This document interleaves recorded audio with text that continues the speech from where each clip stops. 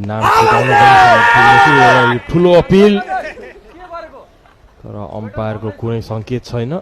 Well well well Dipesh के गर्नुभयो तपाईले?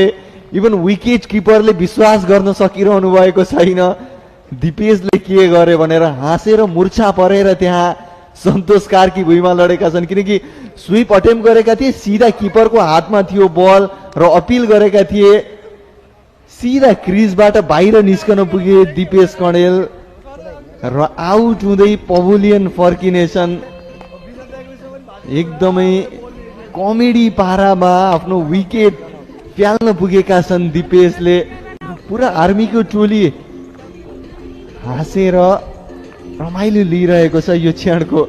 दिपेश भने विश्वास गर्न सकिरहेका छैनन् यो कुन प्रकारले विकेट फाले भन्दै।